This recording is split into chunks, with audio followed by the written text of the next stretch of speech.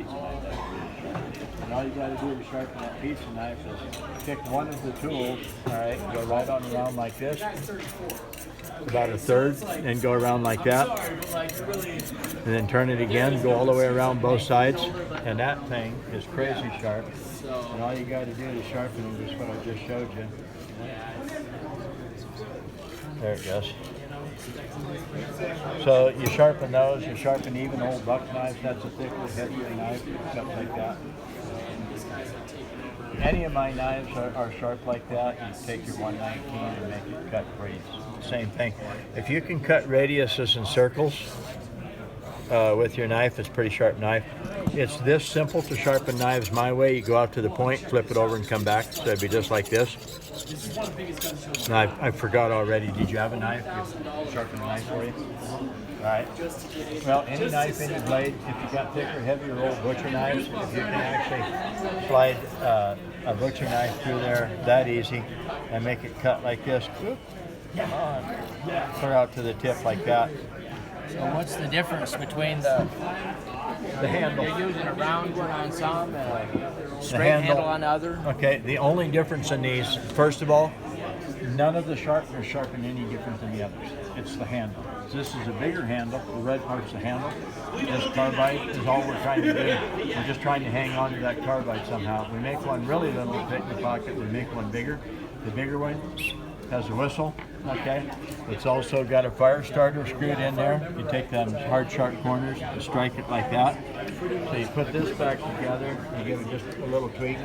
Okay. This is for matches, fish hooks, fish line, maybe pills, medication, tinder to make a fire with, steel wool, stuff like that. And we made it green so it's hard to lose. We made it big, it's easy to use. If it's really cold and you've got gloves on, this is easier to hang on to. All right, so I've actually determined that I like this even in the kitchen when my hands are clean, warm, and dry. I go out on this corner, flip it over, and come back on that corner. But because of the size of it, it's easy to use, and I don't really add any pressure. I just, the weight of this, basically. So you're not flipping it over until you get to the end of the blade? No, I can come back here and do it. Okay. Or I can do this, or I can go out. When I get to the end of the blade, I can go out on one corner, come back on the other, go out on that corner, come back on this corner. All right, if you know anything about sharpening and you think of your own knives, most of your knives probably have a little bit of a rounded tip because of whetstone. If you come in and then don't get off of it, if you follow through, you'll actually round the tip of your own knives. So if you can see that this is a fun knife. This is just crazy damn sharp. That makes it fun. So this one is actually this one, only shrunk in size, and then we added a bottle opener. Okay, so now you have a bottle opener. You still have the fire starter that's screwed in there, in the handle. Yeah. All right, we fattened the head so that you use the same size as these do. They're all identical.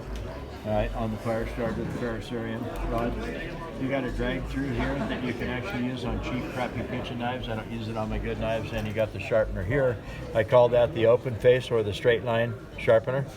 All right, and to sharpen a knife, it would look just like this. You can go out, flip it over, come back, out and back. I roll this one in my fingers. I go out this way, roll it, come back. Go out this way like that.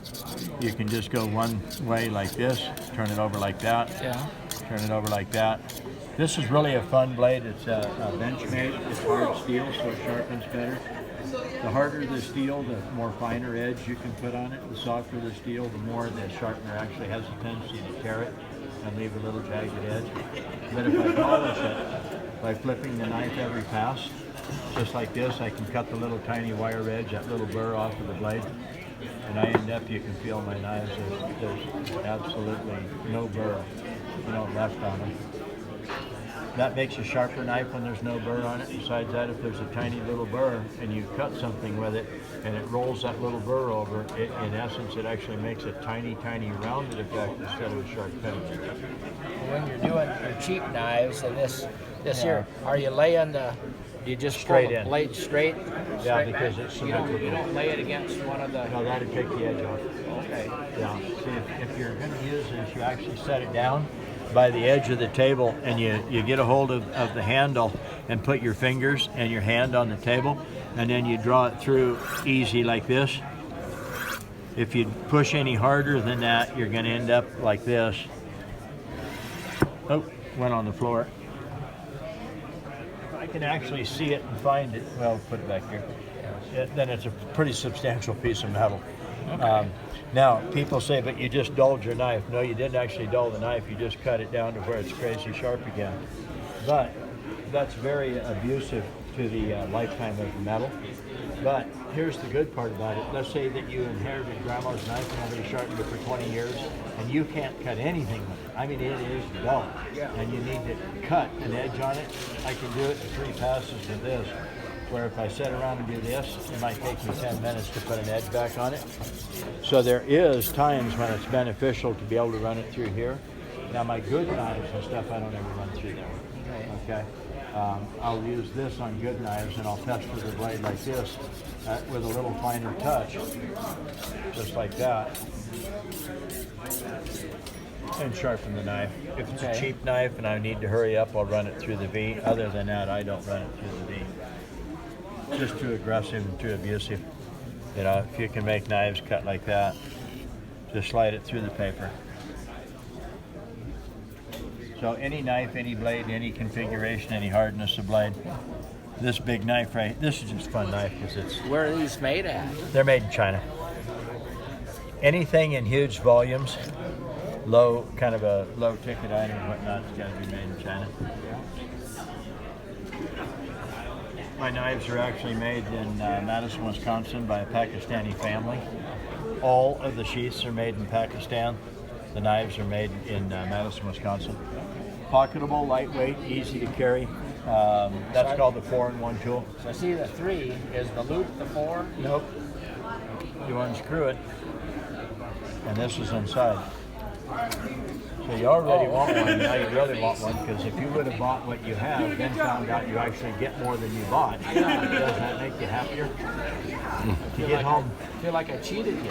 Yeah, there you go. Well, that's when you come back tomorrow and just give me another $5.